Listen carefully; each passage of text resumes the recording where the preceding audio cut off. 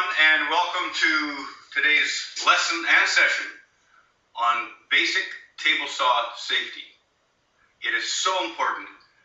The table saw is such a versatile tool, but it is also one of the most dangerous if not used properly.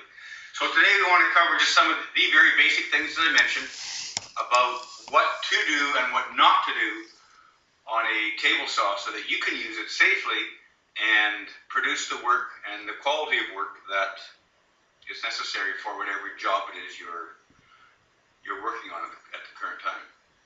My name is Cam Hotel, and I've taught table saw safety to high school students for 20-some years. One of our mottos in school was in with 10, out with 10. So safety-wise, that's pretty important. And it doesn't really matter whatever job you have to do. The safety part is so critical, and we forget about it. We get in a rush, we get in a hurry, and we sometimes think about, or don't think about, I guess, what implications happen if we bypass the safety features. So some things to think about right off the start. When you're working around tools such as this, a good quality work boot, which is good. I'll throw mine up on the table here. I got my work boot, steel toes on, and a steel shank in case, from stepping on something. A nice clean work area, so when you're working, you're not tripping or falling over stuff that could be laying or scraps and stuff on the floor. Safety glasses, extremely important for keeping things out of your eyes.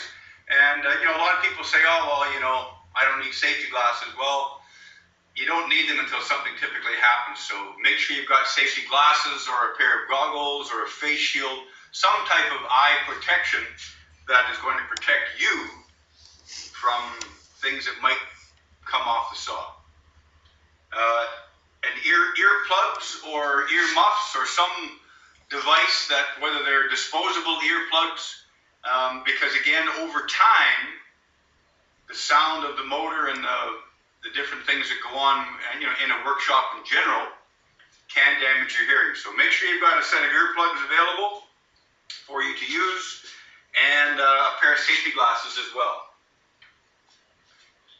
So those few basic things that we cover safety-wise. The other things to look at on the table saw are the saw guard, which in this case there's a whole bunch of different types. So this one is movable and adjustable. So there's the saw guard, the splitter guard, which I'll explain in a little bit more detail in a few minutes, and the importance of using that.